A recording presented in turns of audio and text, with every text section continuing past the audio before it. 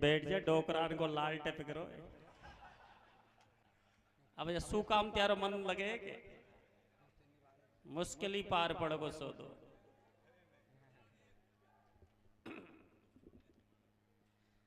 अब खांसो ल्याऊं रे घाघरो कैसे कोशिश तो मैं हूं करतो तुम्हें रिझाने का खुश करने का, लेकिन अब सौदो पार कौन पड़े।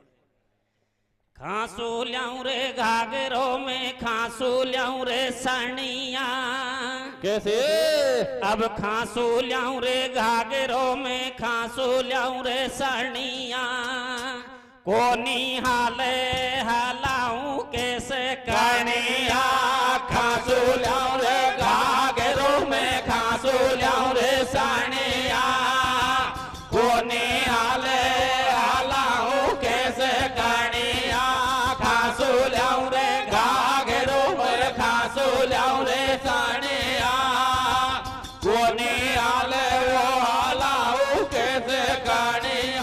और का चुका सर गाली था मारो ले लो घाघरो या मारो ले लो सनिया। कहाँ फेरेगी अजी झंडू जी अरे मारो ले लो घाघरो या मारो ही ले लो सनिया। अरे चोनी हाल रे हाला दो थाकी कनिया याको ले ले घाघरो याको ले ले सानिया ए जोनी हाले वो हालाले थारे कनिया याको ले ले घाघरो और याको ले ले सानिया ए जोनी हाले वो हालाले थारे कनिया। अरे बैठ जा डोकरान को लाल टेप करो। लाली तेरा होटन पे गजब लाली लग रही है कैसे ए लाली तेरा होटन पे गजब लाली लग रही है मार माई कोड़ो जाके तू सब दुनिया के जज रही है और लाली थारा होटन पे गजब लाली लग रही है मार माई गुण जाके तू सब दुनिया के जज रही है लाली थार होटन पे गजब लाली लग रही है मार माई गुण जाके तू सब दुनिया के जज रही है।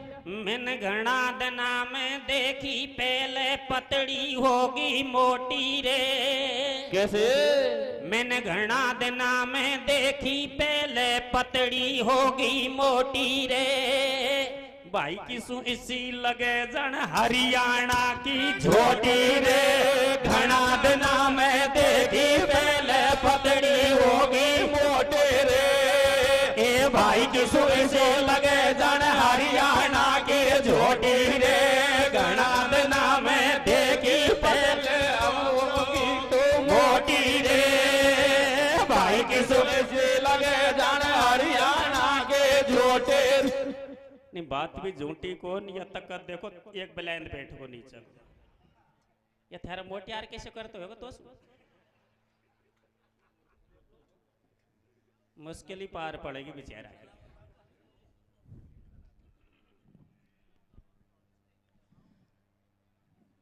हाजी देखिए हमारे महावीर जी सु टोडा भीम को एक प्राइवेट बस चाले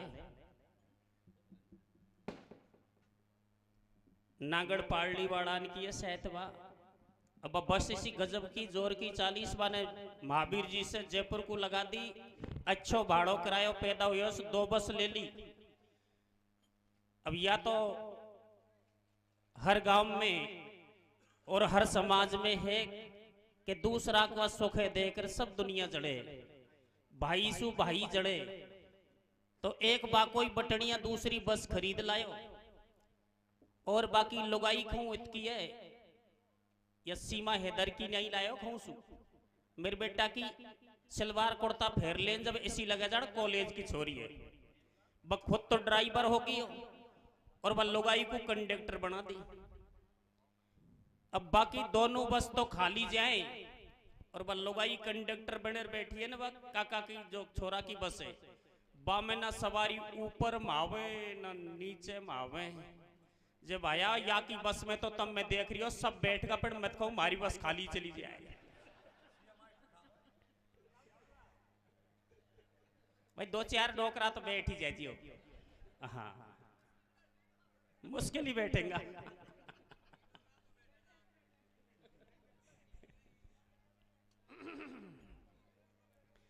चलो कोई बात को नहीं, है तो मजाक की बात है। आप मेरा गीत सुनेंगे। चूल्हा में लकड़ी कौन घाले, रसोई चलगी गैसन की। कैसे? अब चूल्हा में लकड़ी कौन घाले, रसोई चलगी गैसन की। कैसे? गैया खोल भगा दई, पूजा हो रही भैसन के। चूल्हा में लकड़ी कौन घाले, रसोई चल गे गैसन के। गैया खोल भगा दई, पूजा हो रही भैसन के। चूल्हा में लग कौन घाले, रसोई चल गे गैसन के। गैया खोल भगा दई, पूजा हो रही भैसन के। चूल्हा में लकड़ी कुण घाले, रसोई चलगी गैसन की। और गैया खोल भगा दई, पूजा हो रही भैसन की। ओ जी समय बदल गया, और समय के साथ साथ ये दुनिया बदल गई। हम तुम अपने आप को हिंदू कहते हैं, और हिंदू धर्म में गाय माँ की पूजा की जाती है आराम से। लेकिन आज हम तुम सब लोगों ने गाय माता से नाता ही तोड़ दिया। पर मेरा गीत तो उस पुराने जमाने का है, जिस जमाने में गाय की पूजा हुआ करती थी। हर गाय का कोई न कोई मालिक रहता था। पर पुराने जमाने में भी एक लोभी किसान ने ऐसा ही किया जो आज का हर किसान करता है। जब तक गैया ने दूध दिया, अपने खूंटे से अपने खूंटे से बांधे रखा, और जैसे ही दूध लतने को आई, उसे डंडा देकर किसी दूसरे गांव में भगा दिया। बेचारी गैया जिस किसी के द्वार जाती तो डंडा और भाटा खाती, क्योंकि बिना दूध की गाय का कोई धनी धोरी नहीं होता। फिर भी जैसे तैसे अपना टाइम पास करने लगी। अचानक उसी क्षण एक कसाई की निगाह उस सूनी गाय पर ठहर गई, और कसाई ने विचार किया, ओ मेरे खुदा, शायद इस गाय का कोई धनी धोरी नहीं है, और गाय बड़ी मस्त है।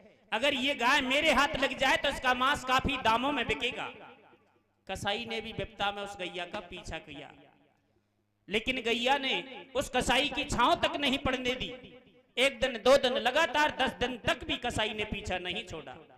तो गैया को पूरा एहसास हो गया कि मेरा पीछा करने वाला शायद मुझे मारना चाहता है। इसकी शक्ल भी बुरी है, और इस पापी से पीछा छुड़ाने के लिए अब मुझे मेरे मालिक किसान के पास चलना चाहिए, ताकि वह मेरी मदद करेगा, मुझे बचाएगा। गैया ने अपने मालिक को याद किया और मालिक की ओर भागी। आगे गाय, पीछे कसाई। चलते चलते देखा तो गैया को अपने मालिक की आवाज सुनाई दी। गाय खड़ी रहकर देखने लगी तो देखा गैया का जो मालिक किसान था एडवांस खेत पर ही रखवाली कर रहा था।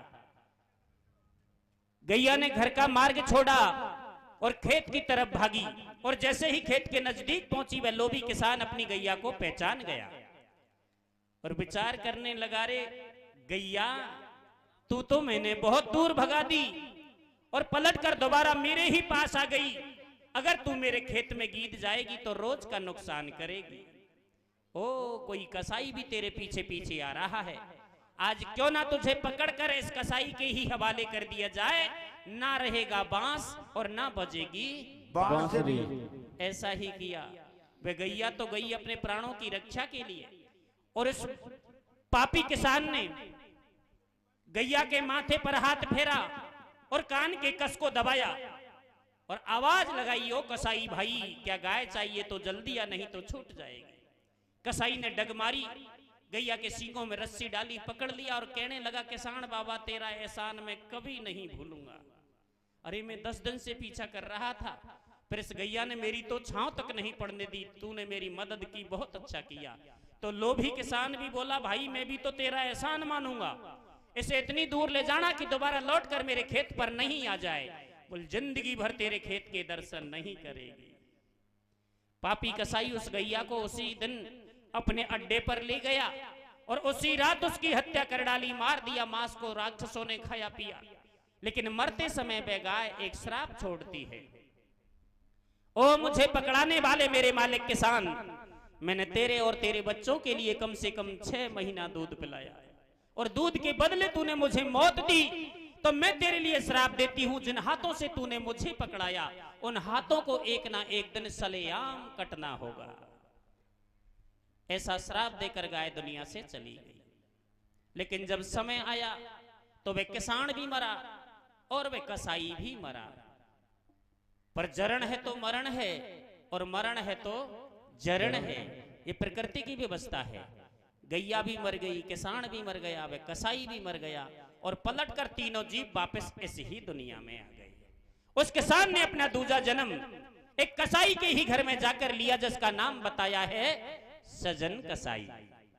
और जब सजन कसाई जवान होता है, उसे एहसास होता है कि मैं जाति से कसाई हूं, मुस्लिम धर्म में पैदा हुआ हूं और हमारा ईश्वर तो खुदा है, अल्लाह है, लेकिन हमारा पड़ोसी भाई एक हिंदू धर्म की पालना करता है और हिंदू धर्म में कितना भटक रहा है, मंदिरों में पत्थर की मूर्ति पूजा करता है।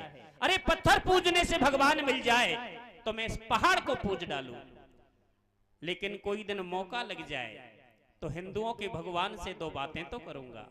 सजन कसाई ने मन में ठानी और एक दिन सीताराम जी के ही मंदिर में चला गया और सालग्राम ठाकुर जी भगवान को उछाल कर कहने लगा, अरे ओ हिंदुओं के भगवान, तेरे अंदर कोई शक्ति है तो मुझे भी बताना। आज मैं मेरी दुकान में तुझे यहां से ले जाकर और बांट बना के रखूंगा और जितने भजन का कोई ग्राहक मांस लेने के लिए आएगा उतने ही भजन का तू बांट बन जाएगा, तो मैं भी तुझे अपना खुदा अरे भगवान समझकर पूजा करूंगा। चल तेरे ही गीत गाया करूंगा और हो सके तो मैं तेरे धर्म की पालना करूंगा। इस तरह ताना मार के सजन कसाई सालग्राम भगवान को उठाकर अपनी दुकान में बांट बना के रख देता है। तो ठाकुर जी भगवान विचार करते हैं, रे मूर्ख इंसान, धर्म की लड़ाई लड़ रहा है जबकि धर्म के बारे में तू कुछ नहीं समझता। हिंदू मुस्लिम सिख ईसाई सभी धर्मों में मेरा ही वास है, मैं ही भूत हूं, मैं ही देव हूं, कण कण में मेरा ही वास है, मैं निराकार हूं, मेरा कोई रूप नहीं है, बस मेरा तो वही रूप होता है जो भक्त मुझे जिस रूप में पुकारता है मैं उसी रूप में जाकर उसकी मदद करता हूं। तू बांट के रूप में चमत्कारी देखना चाहता है तो मैं बांट के ही रूप में तुझे चमत्कारी दिखाऊंगा। ओ जी, सजन कसाई की दुकान पर एक ग्राहक 2.5 किलो मांस लेने के लिए आता है और सजन कसाई ऑर्डर के साथ कहता है, रे हिंदुओं के भगवान, चल 2.5 किलो का बांट बन जा, मेरा ग्राहक खड़ा है। तो ठाकुर जी भगवान 2.5 किलो का बांट बन गए। पहली बार आश्चर्यजनक बात देखी, दूसरी बार फिर 3 किलो का बांट बनने को कहा तो सालग्राम भगवान 3 किलो का बांट बन गए। सजन कसाई का मन पिघल गया और हाथ जोड़कर क्षमा याचना करने लगा, मुझे माफ करना जगदीश भगवान, ओ मेरे ठाकुर जी भगवान, मैंने तुझे पत्थर समझ के बहुत बड़ी गलती की। आज से मैं तेरे ही गीत गाया करूंगा, तेरा ही भजन किया करूंगा और अब मैं तेरे ही धर्म की पालना करूंगा, लेकिन तू मुझे बिसार के मत जाना, मुझे छोड़ के मत जाना, तेरी कृपा सदा मेरे ऊपर रखना। और सजन कसाई बैठे बैठे दुकान में क्या गीत गाने लगा, क्या भैया, तेरी लीला तू ही जाने, दुनिया भटकी है धर्मन में। रे तेरी लीला तो ये जाने, दुनिया भटके धर्मन में। सुख दुख पावे वो पे रानी, खोटा कर मन में। तेरी लीला तो ये जाने, दुनिया भटके धर्मन में। दुख पावे वो पे रानी, खोटा कर मन में। तेरी लीला तो ये जाने, दुनिया भटके धर्मन में। दुख पावे वो पे रानी, खोटा कर मन में। ये सजन नाम का भक्त था जो जात को कसाई है, ठाकुर जी सालग्राम का बन लीनो बांट बनाई है। कैसे? बैठो कसाई पाड़े में जेकी छोटी सी दुकान है, मांस बेचे हरि गुण गावे ये उसकी पहचान है। कैसे भैया? एक पलड़ा में ठाकुर जी और एक पलड़ा में मांस है, आयो एक संत भेष में बाबा उसके पास है। तो ठाडो देखे संत धरो ठाकुर जी पलड़ा में। कैसे?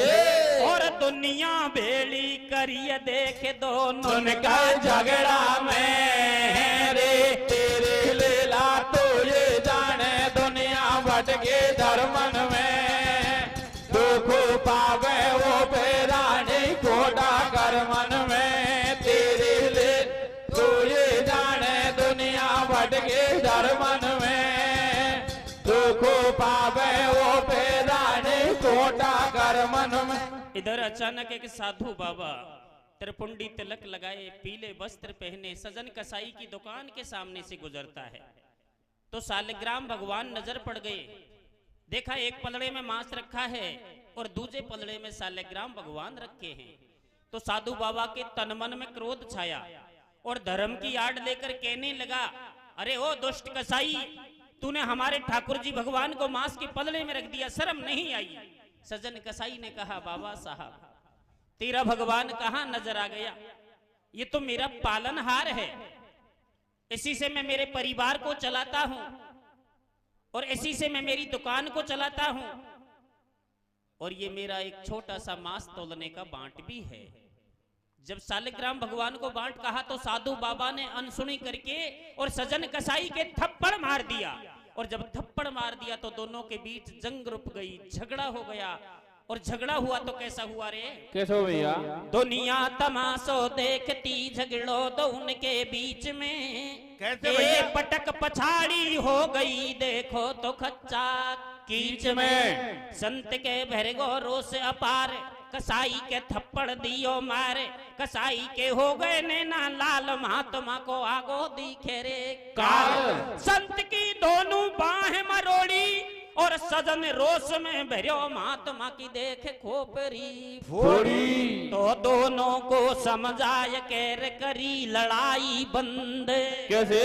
अरे ठाकुर जी दे दियो संत कुसनो निधन का जो फांद, तेरी लीला तो ये जाने दुनिया भटके धर्मन में, दुख पावे वो बेरानी कोटा कर मन में, तेरे ले तो ये जाने दुनिया भटके धर्मन में, दुख पावे वो बेरानी कोटा कर मन में। ठाकुर जी भगवान को लेकर साधु बाबा और सजन कसाई के बीच मुंड माथा फूट गया, अड़ोसी पड़ोसी भेड़ा हो गया।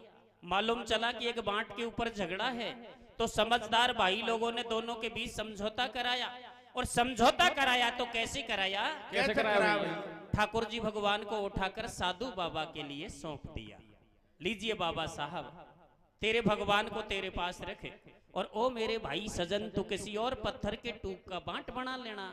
वैसे भी सालग्राम से तेरा क्या लेना देना, ये तो तेरे मेजम में भी नहीं है। पण खेतो नाड़ पांचन में कटे, खे उजाड़ में कटे। 5 भाइयों का फैसला तो मान्य कर लिया, लेकिन इस फैसले से सजन कसाई खुश नहीं हुआ और उदास होकर अपनी दुकान पर बैठ गया और विचार करने लगा, रे मेरे ठाकुर जी भगवान, ओ मेरे जगदीश भगवान, आज तू मुझे छोड़कर जा रहा है। अगर मेरी भक्ति में शक्ति होगी तो तुझे लौट कर दोबारा मेरे पास आना पड़ेगा। इस तरह अपने मन को संतुष्टि दी और अपनी भक्ति को और बढ़ावा दिया। इधर साधु बाबा ठाकुर जी भगवान को लिए अपने रास्ते चल पड़ा, और रास्ते में किस तरह की भावना और विचार पैदा करने लगा। कैसे कर रहे भैया? तो राजी हो गो संत सुनो ठाकुर जी धर लियो थैला में। कैसे? अब राजी हो गो संत सुनो ठाकुर जी धर लियो थैला में, मंदिर में पूजा करूंगो नो विचार बनावे गेला में। होती आई रात सवेरो